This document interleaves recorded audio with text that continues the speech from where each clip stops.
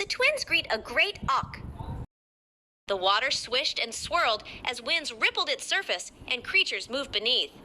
The Treetop family have turned their time machine into a boat and traveled back in time to the 19th century to the North Atlantic Ocean, looking for a bird that lived then called a Great Auk. The Treetop family had been looking for nesting grounds all day, and they still hadn't found one.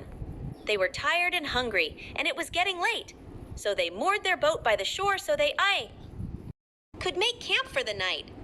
"Don't worry, I'm sure we'll find an auk," said Tulip. "I'm wearing my lucky crystal." "That's not very scientific," said Asha. That moment, a white-tailed eagle came around the headland and flew overhead. It was carrying something in its claws. A ray of sunlight glinted off Tulip's crystal, sending out a little beam that confused the eagle.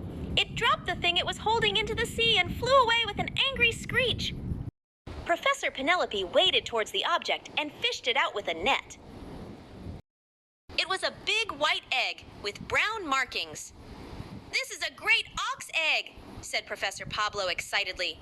"The eagle must have been hunting in their nesting grounds. So now we know where they are, right around the headland." "I told you my lucky crystal would help," said Tulip happily. "It was just a coincidence," said Asha.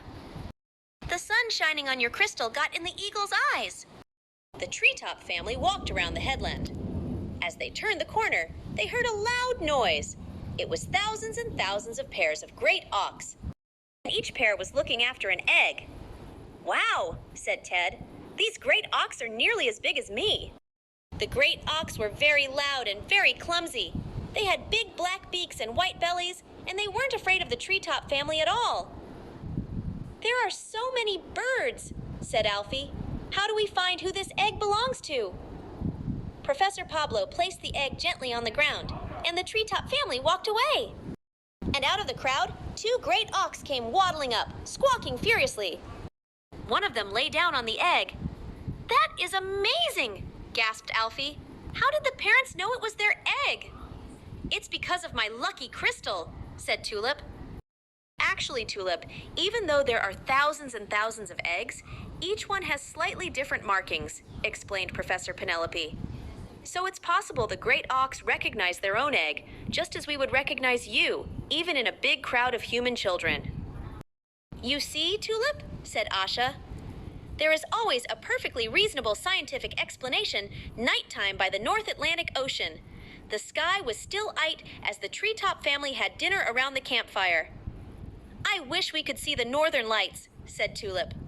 "What are the northern lights?" asked Ted. "They are where the sky lay." "Up with colored lassies.